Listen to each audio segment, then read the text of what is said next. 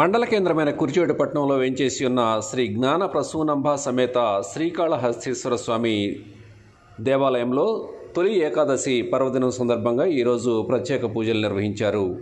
పంచామృతాభిషేకము, కుంకుమార్చన కార్యక్రమాల్లో భక్తులు అధిక సంఖ్యలో పాల్గొన్నారు.